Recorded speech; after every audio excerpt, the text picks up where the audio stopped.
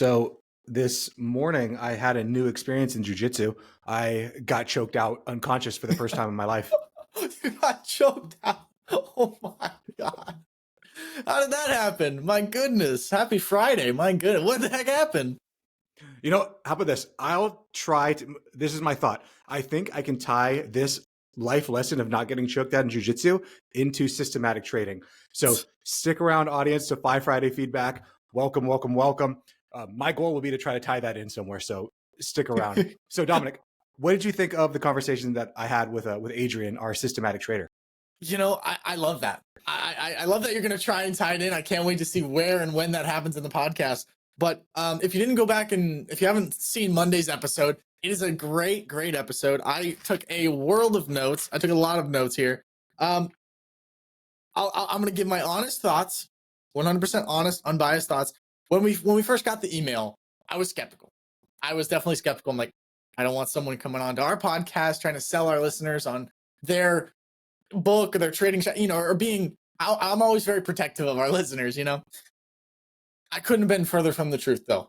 This guy was amazing. I loved this podcast. He was so genuine, so honest about everything from how his dad taught him how to trade, how he's teaching his daughter to trade, his kids to trade, and how long it took him, right?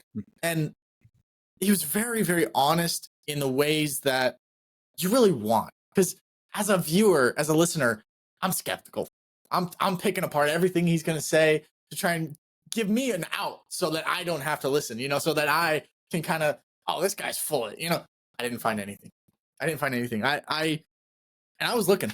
I was like, Chris, if I catch one thing, I'm destroying this podcast. We're not releasing it. So I'm protecting the people. But no, a good guy, a really solid guy. I loved this podcast. Talked a lot about systematic trading, obviously, but yeah, I don't know where do we even start with this one? This one was a great one. It was one of my favorite pods that you've done. Well, I know that you took some notes, but where I kind of want to start it before we get into your notes is when he was talking about how he got into trading and his experience with his father, when he asked his father, hey, what do I do for a job? How do I do this? How do I retire? I don't want to work. And he's like, well, you need to invest your money. And then when he asked him like, well, how do I do that? His dad's like, I don't know, but we'll learn together. And just how cool that is and how often we don't see that. I think for most adults, when we don't know we don't know something, we just start espousing random nonsense. One thing I like about children is if you ask them a question, they'll tell you as much as they know and they'll just stop. But with adults, we'll just start to do wild conjecture into the world of what we think we know and the world of what we don't know, to try to seem smart. But with kids, they're not trying to make you believe they're smart. They're just going to tell you the way it is and then they stop. So maybe we should try to learn from children in that way. If you don't know what you're talking about, shut up or go and learn. Yeah, I would have more respect for you if you said, I have no idea. I got no idea, but I can find out. Give me a couple minutes. Let me do my own research and I'll figure it out. That's the person I want on my team, not the one that's like, yo, how do I do this? And be like, oh yeah, this is how you do it. And it just falls apart. Well, why did you advise me? It's like, well, you asked me a question. I didn't want to seem stupid. It's like, it's disrespectful. It's just terrible. It's a bad interaction with disingenuous human beings. But I totally agree. I remember in that podcast, like you said, he's like, I don't want to work. I'm tired of working. Right. And his dad's like, you just started. You got like 50 more years. And that is daunting for a lot of us, myself included. And I love that. He's like, well, how do I make money into investing? And then they learn together. And he said he's read over 200 books on investing and strategy and all these different things. And I think that's the type of person that you can learn a lot from, right? And not just someone who has read the books and is preaching, but more of a practitioner. And that's what we look for here on the Fi Guys. More of a practitioner, not a theorist, a practitioner. Someone who's actually doing what they say, doing what they learn, and getting results. It's hard to get the knowledge sometimes, right?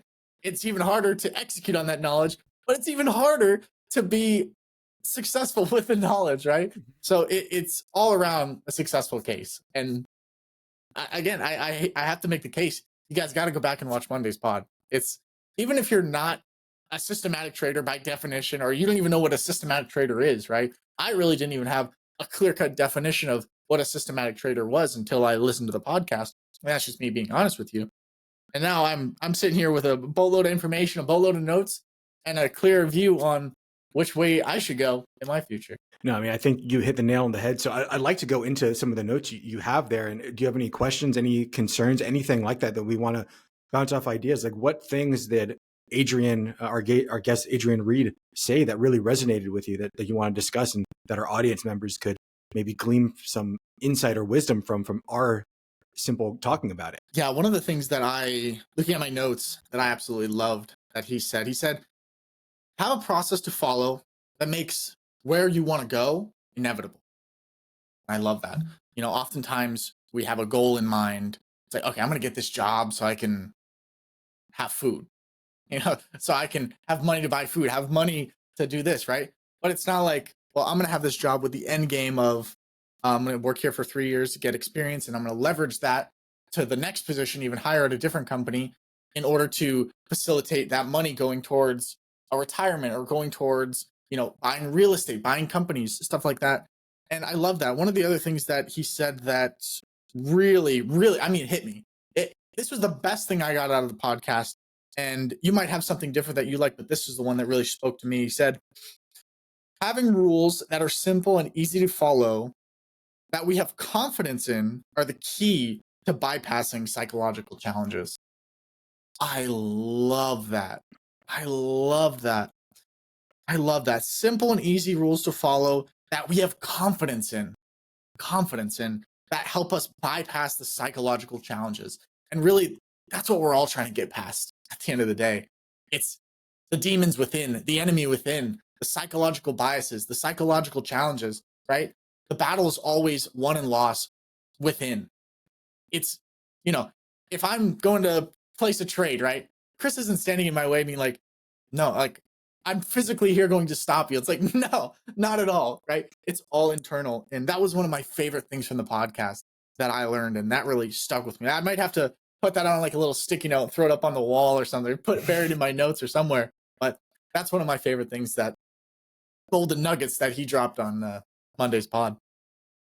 Yeah, I would agree with that. One thing that I didn't really expect to happen on the podcast was finding so many relationships between what a systematic trader who is actively trading, actively doing things, and what a buy and hold type investor, how many similarities there actually are between them. In that you have the process, you stick to the process, you execute the process, and you don't let your emotions get the best of you. Because the thing that trips us up for both the systematic traders and the buy and hold investors are your feelings about things, your emotions about things. And I'm going to go and try to tie this back to me getting choked out this morning. So when I was at jiu-jitsu, I'm going to speak in jiu-jitsu language. So if you don't understand what I'm saying, I don't know, read a book or something about it. But for all my jiu-jitsu bros out there, you'll understand. So yeah. I was coaching this morning, and I was, at the end of the last 10 or 15 minutes, I always roll with my students. So we were rolling in one of the higher level classes, and one of my students tried choking me in an Ezekiel in my guard, which is usually a big no-no unless you have the partner stacked on the bottom, which he did not. So I hooked in a butterfly, rolled him over, and I took mount. But as we rolled over, he was able to sink that Ezekiel choke onto my throat. But from my brain, I had the feeling that I'm on mount, I'm in a dominant position, he can't do anything to me. I started to feel like the choke come on, but I'm like, no, I'm fine because I'm on mount and I'm safe. And then the next thing I know, I'm waking up and I'm like, what happened? Did I win? But so to tie it back to systematic trading, sometimes your feelings can tell you something. Oh, I shouldn't be buying, I shouldn't be making this trade right now. Oh, the market's probably overbought. I probably shouldn't buy in right now. But your feelings have nothing to do with the actual physics of what's happening, with what's actually happening in the world. My feeling that I'm in mount, I am safe, even though I feel the choke going on, had nothing to do with the choke actually choking me. Had nothing to do with me actually passing out. Interesting. So sometimes your feelings can betray you. Your feelings, your thoughts, your emotions, all of those things, especially in times of distress, like when you're fighting somebody or when you're trying to make a trade and you're putting your life's work, your life's energy up against that to see, hey, is this going to make me money or lose me money? There's so many emotions that everything's working against you. And that's where having clear guidelines, simple, systematic rules that we're going to stick to with confidence, that's the thing that's going to get you through it. Just like for me, now I know it doesn't matter where I am. If I feel a blood choke coming on, I'm not going to try to fight it. I'm just going to tap because I don't want to pass out again, even though it was a nice little nap. So it was real fast. A relaxing slumber. Interesting. No, that's it's funny that how you equated that to the podcast, right? And I have something that he said that I'm going to equate to this situation. And one of the things he said was, sometimes you have to be willing to be wrong in order to be successful. And you didn't need to put yourself in the fire and roll with your students, right? Battle with them at the end of class, but you do it so that you can be better, right? So they can be better, so that you guys can grow as a community, as a class, right? And I love that. And that's what's beautiful about challenging yourself, growing. You're gonna fail, and it sucks sometimes. It hurts the ego, it hurts your emotions, but that's okay. You're still breathing, you're still alive. Some of us are asleep, and that's okay. That's all right, right? If I went to roll in Chris's class, I give it maybe 2-3 seconds before I'm out cold. But in order to be successful, sometimes you got to be wrong, and that's all right. And there's nothing wrong with that. That's so funny you say that, because that's actually something that this is the first time I've been doing jiu-jitsu for a while. I've done wrestling for a while. This is the first time I've ever been choked out in my life. I've been knocked out before. I've been hit hard enough to be passed out, but I've never been choked out. Being choked out is a very nice way to get to pass out, first off. So if you ever haven't had that happen, it's a nice way to do it. If it's a nice, easy blood choke, not a tracheo choke. But this is the first time that's ever happened to me. And now I've learned, hey, if I'm ever on a mount and someone has an Ezekiel, don't try to pull away, just start to climb up for high mount. And I would have never learned that had this not happened to me. So while it may not have been great that I got, someone made me pass out, I'm going to be fine. Nothing bad happened. Everyone was there. We were safe in a calm and controlled condition. But it's so cool that I was able to take that and not be angry, not be upset, not be pissed off at my student, but be like, oh, okay, next time that happens, I can't do what I just did. I have to do something else, either tap or climb up to high mount. Absolutely. No, and I just want to stay on this subject just briefly for a few more minutes, because I feel like these situations where, I don't know, if me, I would say God, maybe for you, you would say like the universe or whatever. It's kind of testing you. Life is really testing you to see. It's like, okay, let's see. Chris has evolved a lot over the last years, over the last, decade, over his life. He's evolved quite a lot, right? Let's see if what he's learning and what he's teaching, he's actually going to do, right? And I'm just kind of curious, like, what was your reaction after, like, you woke up, right? If you weren't as evolved, you might have been angry. You might have been frustrated. You might have been, your ego hurt. You might have just walked out. But what was your kind of reaction after that happened? Yeah. So, I woke up and my students, like, he has my legs up in the air. And I look at him and he's looking at me like, oh, thank God. Like, I thought you died. And I was all like, what happened? So my first action was like, did I just pass out? And he's like, yeah. And and all the other students were kind of around. So I probably blacked out for maybe 2 seconds, 3 seconds. It was really fast. Because I had a timer on and I saw the timer before I passed out and I woke up and it was only a few seconds later. But then afterwards, I said, I'm so sorry. Like, I didn't know. And I was like, dude, like, that's not your fault. Like, that is your job. Your job is, if I don't tap, to choke me out. Like, I had control too. I could have ended at any point. And he kept on apologizing. Everyone's like, oh, now Coach Chris is going to kick your ass next time. I'm like, no, dude. like, of course I'm never going to do that. Like, he didn't purposely try to do that. It's not like he had an arm bar and I tapped and he still decided to keep on ripping at it. Like, he was doing his job. Yeah. He did everything he was supposed to in a fight. And that's the beautiful thing about jiu-jitsu, is that we both partners have the ability to stop it at any time. And you should go until that partner stops. So yeah, I smiled, I laughed, I used it as a teaching moment to say, this is the reason that I say tap early and tap often. Like, don't let your ego get involved. And I got to show them, like, this is what happens when you be stupid like me and your ego gets involved in a situation. Because I thought it was safe, because my ego was involved, saying, no, you're in the mount, you're safe. Even though I didn't, like, I knew I wasn't safe because I felt the choke, but something in my brain was like, no, you're good, dude. Like, you're on mount, you're fine. And then all of a sudden I'm down on the floor. Yeah. It's so interesting to look at it from my point of view, right? Because I know where we have both come from, right? We've come from a place of anger. The world's against us. it's just it's in there, right? And you need to get that out. And this whole situation really showed that you've evolved so much from the anger standpoint and even the ego standpoint. But there's still, it's cool to know that there's still just a little bit more room to go, right? From just like a technical standpoint, how he had your neck in that Ezekiel hold, I believe. It's so interesting how the mind tricked itself into saying you're okay when the body was saying, no, you're not okay. That's so, it's like, it's a battle of two brains, you know, and I totally get it. I totally get it. But it's just so interesting, so interesting, and a beautiful reaction. You know, you could have easily just blown up on him, easily, you know, but you didn't, and I love that. I love that. I love seeing people get challenged, put in a bad situation, and rise above the challenge, and really, it's like you pass the test, basically, of the person you want to be. Like this guy is becoming the person he wants to be, right? Not the one who gets choked out, but the one who has a control over his mind, his body, everything. And I love that. That's the kind of person I want to be around. Yeah. So that was good. So before we move on, I'd like to, thank my boy Nate for not killing me and, and being there for me. So thank you, Nate, for not killing me. But yeah, I think like bringing it back to what we were talking about when I talked to Adrian about testing your emotions, and that's one of the nice things about trading. When you trade, he said that 70% of his trades are going to fail. So he's getting that constant gut check of, am I living up to the person that I say I am? Because you might say, oh, I'm the person that can get choked out and be totally fine with it.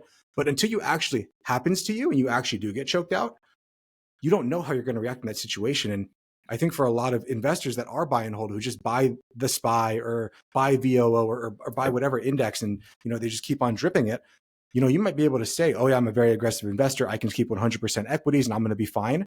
Yeah. But it's not until you get that first gut check that you actually know. And even for me, like as an experienced investor who's been doing this for a while, when I see the markets going down 30%, 20%, I freak out too. But I always try to go back to what I wrote down. What do I have in place for that gut check? And then to make sure that I have the correct discipline to stick through the system that I said I'm going to do. Because like Adrian said, if it's not written down somewhere, you're probably not doing the right thing.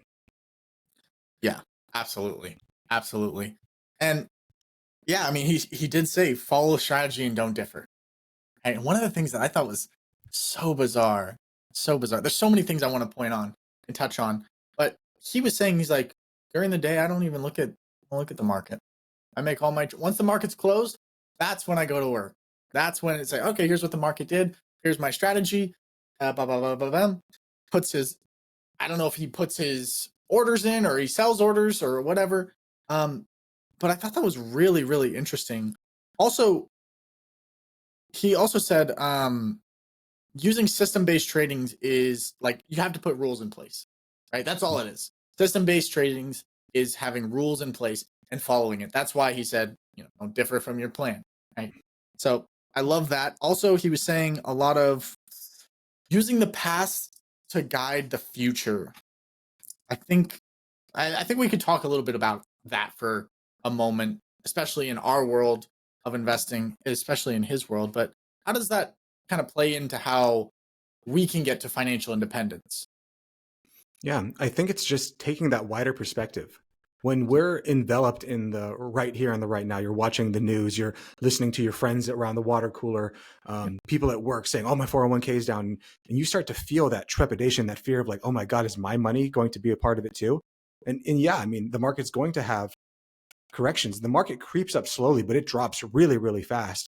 And if you scroll into a day by day, hour by hour, minute by minute, it looks like an EKG machine that's going off the, like someone like they're like in full defib, like it's not good.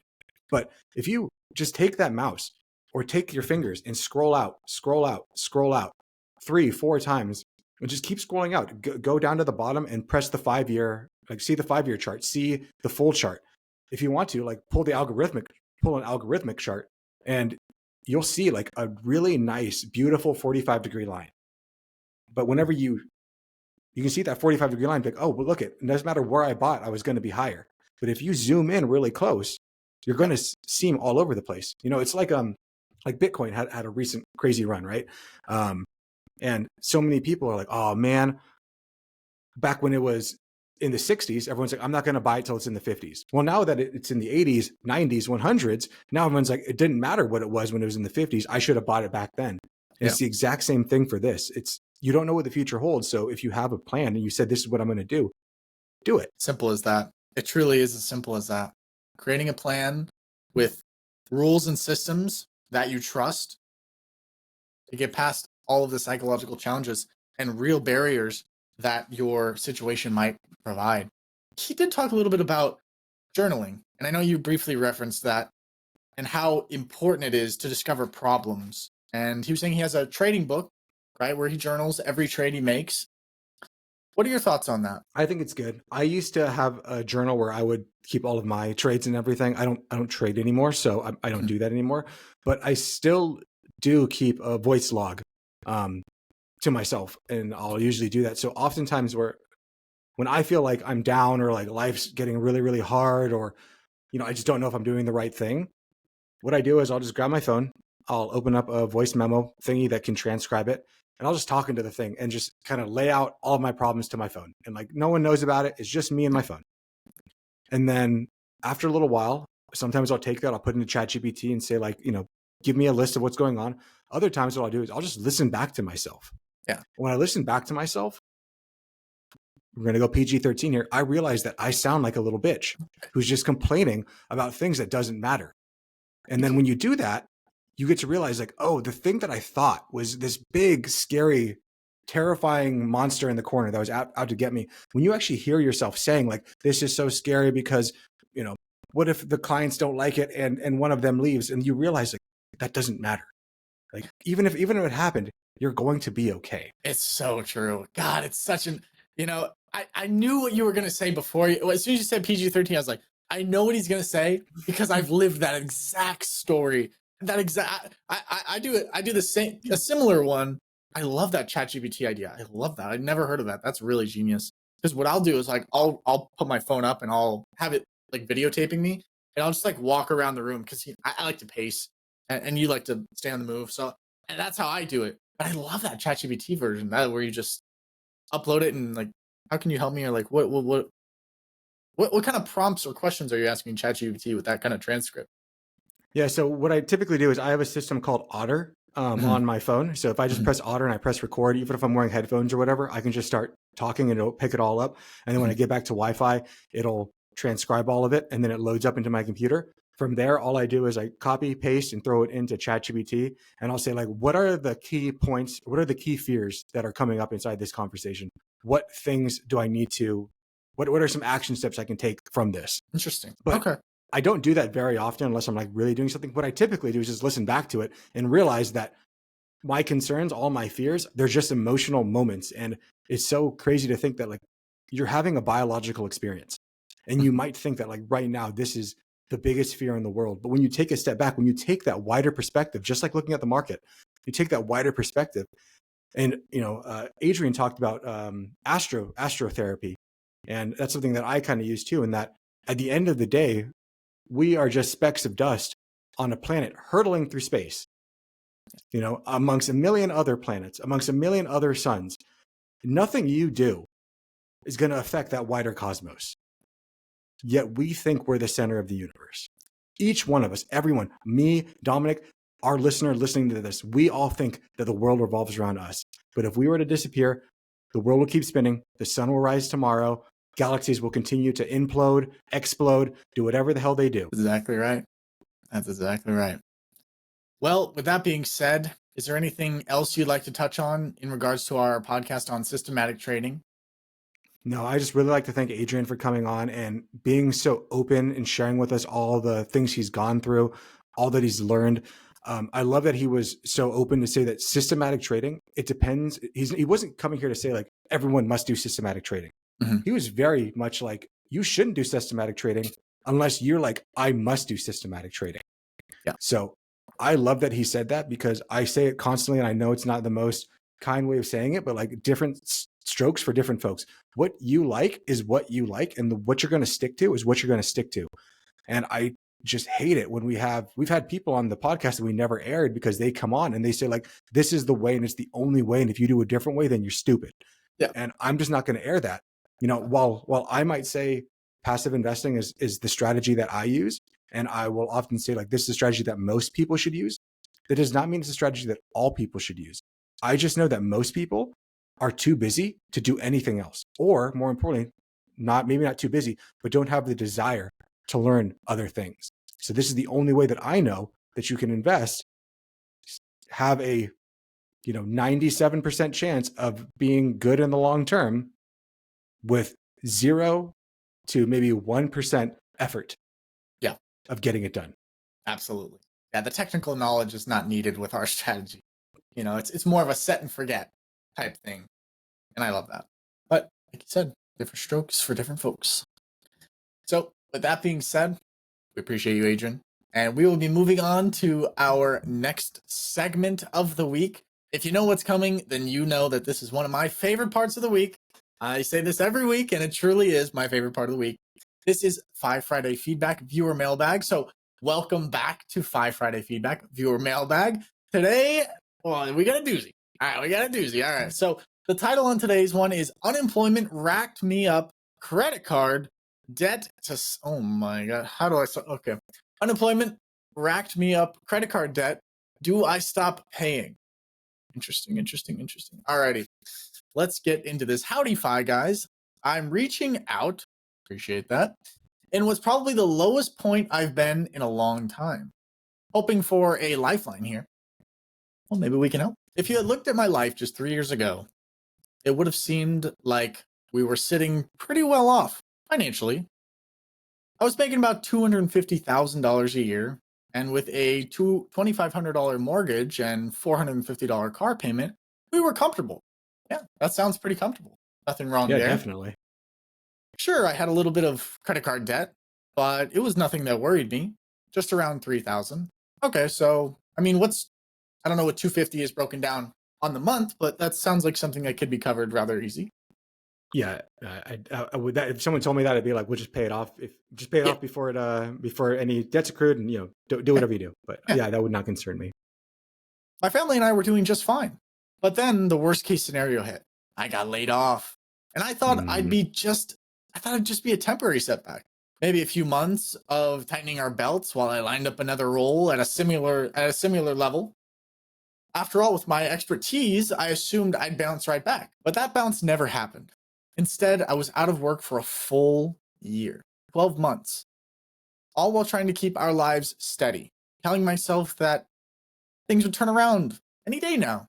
But in reality, our reality had other plans, right? Bills started to pile up, and just like a credit card... Okay, so I just want to pause real quick. Right? This is the importance of an emergency fund right here. This is literally the reason, right? I prefer, 3 to 6 months. Chris, you prefer a little bit bigger? Yeah, I have a year, but I'm also an entrepreneur. Like I have a little bit different of a situation than the average person. So I just wanted to pause that real quick and just, make a little PSA about emergency funds. So bills started to pile up, and just a little credit card debt snowballed into an overwhelming $45,000. Fueled by our hopes, that's a lot. That is a lot. Fueled by our hopes and a lot of robbing Peter to pay Paul, it felt like being stuck in quicksand. Every time we thought we could see a way out, another expense, another sacrifice pulled us deeper in. Oof. Finally, I did land a job, but good. It was for $100K. And $100K is pretty good, right? That's pretty good, depending on where you live. But that's less than half of what I was making before. That's true. The relief was temporary. With our new reality, we were still sinking by about $1,000 a month. Okay. And our savings was, running dry. It was evaporating fast. Over the last year, we've cut back on everything. Even non-essentials, especially non-essentials. We canceled subscriptions, gym memberships, and anything that truly wasn't necessary. We're scraping by. So they're already making progress. They're already doing the work, which is good. 100%. Yeah. We're scraping by, yet we're still falling a little bit short. Our financial load is quite heavy. Aside from the house, the car, we've been strapped with $1,400 a month minimum payments on those credit cards. Credit cards? Okay, so it's more than one card. So no. Unless that was just a typo. We've sworn off using them entirely. That's the credit cards So we're no, talking about. it's definitely not a typo. No, definitely not. But the weight of those payments has become a ball and chain. Yes, I would agree. I would agree. Utilities, phone bill, HOA fees, and even groceries for our family of 4 add another $2,500 to our monthly expense. And everything, and it's taking every last bit of our savings to keep us afloat. Gotcha. We're down to just a few $1,000s in our emergency fund. Okay, so they did have an emergency fund. That's good. So I'm curious as to how they got into such big debt. I guess they weren't using the emergency fund for the debt when they were paying stuff. They were just using it as like, we'll pay it back. Mm-hmm. What typically happens in this situation is people start living off hope. They're not dealing with the reality of what's happening. They're dealing with the feelings of what things are going to be like. And unfortunately, that's when you get choked out. So yeah, absolutely. And I wonder how many months they had the emergency fund funded for. Was it a couple months, 3 months? Was it, I mean, if you're down to your last 1,000 and you're, over 12 months in, must have been pretty well funded. And now I'm faced with a choice that keeps me up at night. Should I let those credit card payments go unpaid? I feel like I need some breathing room just to get through the next few months. Maybe save something for an emergency. Okay. Do you want to talk about that one real quick, or do you want to just wait till the end? Restate it again, just so for the audience. So he said, I feel like I need some breathing room to get through the next few months. Should I let the credit card payments go unpaid? I don't think so. Yeah, I mean, in general, just stopping your credit card payment isn't going to be the answer. Based off thus far, that's probably not the right answer. But let's see if there's something else that we're unaware of that might change or sway our decision. I know this could mean facing collectors and watching our credit score tank. But at this point, though, what other choice do we have? The thought of keeping our heads above water seems almost worth it, and it comes at any cost. Selling our home crossed my mind. Okay. We'd probably clear 80,000 if we did, but after looking around, even a 1-bedroom apartment within our area costs as much as our current mortgage. And he said, it's a family of 4. I don't think he ever said how big his family is. He just said he had a family with kids. So I'd say 4 or 5. It feels like the last resort that might just swap one financial problem for another. Yeah, without any real financial gains. I would probably agree with that. My wife is working part-time while the kids are at school, but due to caring for the kids, she can't work more than she already is. Fair enough. We have 2 cars, one old clunker I use for my commute, and another newer one with payments that my wife uses to take the kids to school and run errands. Alrighty, fair enough. It doesn't feel like there's much more we can cut, sell, or anything else, right? Yeah, we're still coming up a little bit short. So here I am asking for some honest advice. If we stop paying our credit cards, are we looking at consequences beyond the collectors? And will that hit our credit? Are there any options that maybe we're not seeing, or would setting aside those cards for later even be feasible? Or if we do continue making payments, where can we turn to relief? From lost my income, debt went high, now we're just scraping by. Alrighty.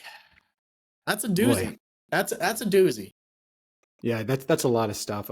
First off, to our listener, like I'm sorry this happened to you. But it does sound like you've realized that like you're the one that put yourself inside that situation, right? Like, and a lot of it, it's so pernicious, right? And that feeling like, oh, it's okay. It's gonna just one more day. I'll get a job in another day. We just keep spending the way we're spending. It's all gonna be fine.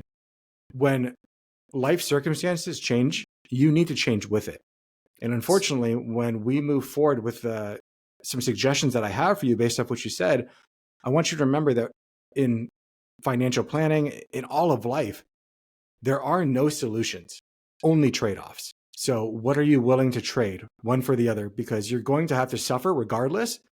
You just get to choose what way do you want to suffer. And that has nothing to do just with finance. That is a life thing. How do you choose to suffer? 100%. 100%. And like he said, he thought about selling the house, but he'd be trading one thing for another, robbing Peter to pay Paul. Totally agree. I don't Yeah. believe stopping your payments, right? And just altogether, it almost feels like giving up. It really is. I know you're trying to feed the immediate fear to get a little bit of hope, but that hope is gonna disappear so fast. And yeah, you got to pick a strategy that's going to work for the long term and really get you to the goal that you want to get to. And stopping your payments altogether is not that goal. It's not that. It's not the plan. Yeah. So I would definitely agree with what you said there, Dominic. So like just stopping your payments, unless there's something that I'm not seeing, is likely not going to be the answer. But again, if you don't find the right answer through us, that doesn't mean that the right answer isn't out there. So I'm going to give you some other options that you can do. And then we're going to talk about what would happen if you stop paying your credit cards. Just that way I can tell you the good, the bad, and the ugly. I'm going to try to guide you as best as I can. But ultimately, listener, you're the one who makes the decision. I guide, you decide. So I'm going to give you all the information, or at least as much as I possibly can within the timeline of our podcast. And no, nothing really specific because I don't really know the situation, and we'll see. But just stopping the payments is most likely not going to be the answer. You could always look at doing like a credit card balance transfer to another credit card. And if you do that, there will be a transfer fee, typically 2 to 3%. But there are a lot of credit cards that have a 0% introductory fee or a very low introductory fee. And that would allow you to pay less towards principal, or towards allow you to pay more towards principal, because the interest rate would be substantially less than your current credit cards. Because I'm going to guess your current credit cards probably have interest rates in the 15 to 25%. If you get an intro card, and remember, most intro cards only have the introductory offer for 6, 12, maybe 18 months. So you need to make sure if you transfer that you have the ability to pay that off. And also make sure that you consider that there often is a transfer fee of 2 to 3%. So consider that. But if that 2 to 3% and a 0% interest is more likely going to be substantially less than the 15 to 25% guarantee that you currently have. Yeah. Yeah. I think that's great. A great option. It truly is a great option. Yeah. The only thing is that I don't know what his credit score is taken. I'm not sure if his credit score has already been dinged enough that he might no longer qualify for that card. So maybe if he doesn't qualify for another card, he could also considering doing a transfer of the debt into a longer term loan with a set interest rate. Because those longer term loans, especially if you put up collateral, like maybe the house, which I don't know if that's right or wrong, but you could always lower the interest rate, and that those longer term loans will often be lower than what a credit card's going to pay. So you might be able to lower those monthly payments, which may go a long way in creating that $1,500, $1,000 gap that you said that you have every month between your income and how much you're spending. 100%. Yeah. Another great option, but unfortunately you don't have all the information. Yeah. So since I don't have all the information, what I'm going to do is I'm just going to kind of tell you what was going to happen if you decide to stop paying on the credit cards. That at least that way you have a thought process of, this is the path I'm going to go down. Is this the kind of suffering I want to choose? Or do I want to choose the suffering that I'm currently going through? So there will be consequences beyond just collections. If you were to stop paying your credit cards today, you could expect aggressive collection efforts, including phone calls and letters, pretty much every single day. So would that cause you stress? Would that make you lose sleep at night? Because if you do that, that's coming. There also is the ability for potential legal action from creditors, which could result in court judgments against you. I don't know what state you're in, but depending on the state, those creditors could put a lien against your home. States like California, you're safe. Other states, you're not. So I don't know where you are, but that could certainly do something. You asked, will it damage your credit score? 1,000%. Your credit score will take significant damage.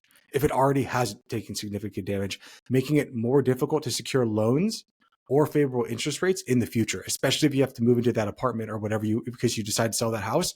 Apartments now are looking at credit. So the other issue, depending on the state, is you could have the risk of your wages being garnished, your bank accounts being levied, if the collectors win the judgment against you. Which, I mean, that's awful, and that could be your potential. And then, like I said, depending on the state, you could face judgments of liens on your house. So are you willing to potentially take all of those for the ability to have a little bit of, you know, boot off of the neck, but now you're kind of trading for a boot on the stomach, or, you know, something like that. So I'm going to give you a few other options to consider that I'm just kind of spitballing here. Okay. Maybe we could do something like credit counseling. So maybe if you're lucky, there might be like a nonprofit credit counseling service that may be able to provide some personalized like debt management plans, or even some negotiation support with your creditors to help out with maybe lowering some of the things. Know that with majority of those, we've talked about this before, there is potential for your credit score to take a dip, but I'm assuming it's probably already happened. Yeah. Yeah, that could be a strategy. You know, it's tough. You know, maybe another thing, maybe outside of the financial realm, is like maybe if your parents are involved, right? Maybe they can watch the kids so that your wife doesn't have to take them to daycare, take them, drive back and forth. Maybe she can start working more hours. You know, every little thing helps. Right? Maybe you can ask for a promotion at work. Maybe you can ask for a little pay raise. Maybe you can ask, just because you have a job, right? And it's more than half of what you had before. Keep putting in applications elsewhere to really try and get back, right? Because every dollar counts, right? Every dollar counts. Yeah. Yeah, and let's say that you go to the credit counselor or whatever, and that doesn't work out. There is always debt settlement programs you can do. So like if you are to default, you may be able to negotiate to settle the debt for less than you owe, but that's going to damage your credit score further. So know that already. And then settlements typically require a lump sum payment, which might take time to accumulate for you because you already said that you're at the end of your emergency fund. So if that option doesn't sound good, there's also the debt management plans. And those plans consolidate all of your debts into one lump sum low interest rate and structure repayments so that you have a scheduled payment paying those off with often a credit counselor service. So that's another option. And remember, this is just the option if you decide to stop making the payments. So let's go ahead and talk about if we decided to continue the payments. We already know what's going to happen. You're going to be negative every single month. So you could possibly do what Dominic said, continue to look for jobs. Maybe your wife could try to look for a job herself and drop the kids off at your friends or your parents. Like, this is not the time to be prideful and not tell people what's going on. Like, I would just be like, this is what's happening. We need help. Because if you don't tell them now, I would much rather tell them when I'm still in my house than show up at their door unannounced, being like, we didn't tell you a year ago, and now here we are. So maybe swallow your pride if you do decide to continue to do the payments and explore some hardship programs. So again, we're going to contact the credit card company and inquire about hardship programs, which may offer to lower your payments or interest rates temporarily. I think we just had a viewer mailbag a little while ago of someone who reached out to their credit card company and was able to negotiate their debt down from like $15,000, something like that, to like $5,000 or $6,000. Yeah. And just by asking. Yeah. That's impressive. It's very impressive. Yeah. And remember, like, if you ask, hey, we lower the debt, we lower the interest rate, it's not like they're gonna, like, the worst thing they can say is no. There's no way universe in the world where they're like, how dare you ask us? And since you did ask us, we're doubling it by 2. Like, that's just not the way it works. So the next thing we need to do is we need to reevaluate our budget and find, I know you said you've already cut areas, but like, are there any additional areas we can cut? No matter how small, just to continue to lower the amount that we're spending, because it's a very simple equation. How much money we make minus how much money we spend, we can throw at that debt. And then after we pay off the debt, we can use that as a driver to FI. So we need to look anywhere we can to decrease our incomes, in addition to doing anything we can to increase our income. So I know you're already working a full-time job. Can you work a part-time job too? Can you do any freelance opportunities? Can you sell unused items? Can you generate extra cash by mowing your neighbor's lawns? I don't know, cleaning cars. Although you may feel these things are below you, you're in debt to somebody else, and you will never feel safe until that's gone. Yeah, or even tutoring. I mean, clearly, if you have a job of that status, right, $250,000, $250,000, right, at one point, you must have some sort of value, maybe a higher education of some sort. Maybe you can tutor those in college. Maybe you can do something like that on your subject, right? Yeah. It's another option. That's a good one. One other thing I would recommend is if you are going to do that, try to maintain as best you can some semblance of an emergency fund. A lot of people, when they're paying back credit card debt, will be like, well, we can't even have an emergency fund because all the money's going toward the debt. You still need to have an emergency fund because there could be another emergency that's bigger than the credit card. So be ready for that. So I don't know what you want to do. I just laid them both out, but I want to give you some future considerations. After you get through this, you will have to rebuild your credit. And that could take decades to fix. And that's okay. We stop one step at a time. How do you eat a giant steak? One bite at a time. And that's what you're going to have to do. After you stabilize too, you might want to look into long-term financial planning. This is not an immediate need at all. Like right now, you have a hair on fire situation. We're not talking about, what about your retirement? Stuff like that. Like if anyone's talking about that, like just walk away because you're not in that situation. But when you are there, it would be really good for you to have a plan, have a financial foundation, have a financial health check so that you know where you are, but more importantly, where you want to go and what steps you need to take to get there. So I do have some final thoughts for you that I haven't talked about yet, but I'm not saying you should do this, but I would at least explore the option by consulting with a bankruptcy attorney and just sit there, tell them about the situation. If the situation continues to worsen, at least we know that like, hey, this is already an option. All options are on the table, including bankruptcy as a last resort. But remember, the bankruptcy is a last resort.